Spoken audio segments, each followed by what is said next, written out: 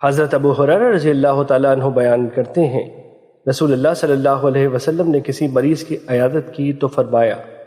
خوش ہو جاؤ، کیونکہ اللہ تعالیٰ فرماتا ہے وہ بخار میری آگ ہے، میں اسے دنیا میں اپنے مومن بندے پر مسلط کرتا ہوں تاکہ وہ اس کے لیے روز قیامت کی آگ کے حصے کا بدلہ ہو جائے۔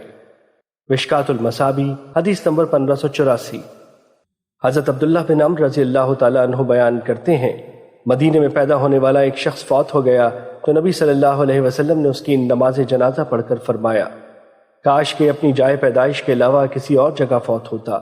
صحابہ نے عرض کی، اللہ کے رسول کس لیے؟ آپ نے فرمایا، بے شک جب کوئی آدمی اپنی جائے پیدائش کے علاوہ کسی جگہ فوت ہوتا ہے تو اس کی جائے پیدائش سے جائے وفات تک کے فاصلے کے برابر اسے جنت عطا کر دی جاتی ہے۔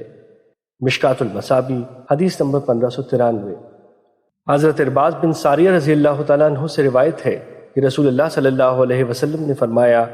شہداء اور اپنے بستروں پر وفات پانے والے طاعون کی وجہ سے فوت ہونے والوں کے بارے میں ہمارے رب عز و جل کے سامنے مقدمہ پیش کریں گے تو شہداء عرض کریں گے، ہمارے بھائی ہیں، وہ ایسے ہی شہید کیے گئے جیسے ہم شہید کیے گئے، جبکہ فوت ہونے والے کہیں گے، یہ ہمارے بھائی ہیں، یہ بھی ویسے ہی اپنے بستروں پر فوت ہوئے جس طرح ہم فوت ہوئے۔ ہمارا رب فرمائے گا، ان کے زخم دیکھو، اگر تو ان کے زخم مقتولین یعنی شہداء کے زخموں کی طرح ہیں تو پھر یہ ان میں سے ہیں اور ان کے ساتھ ہیں، بس ان کے زخم انہی کے زخموں سے مشابہ تھے۔ مشکوٰۃ المصابیح حدیث نمبر 1596۔ حضرت ابو ہریرہ رضی اللہ تعالیٰ عنہ بیان کرتے ہیں،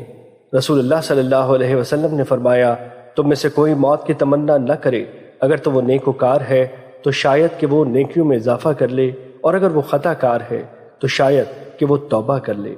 مشکوٰۃ المصابیح حدیث نمبر 1598۔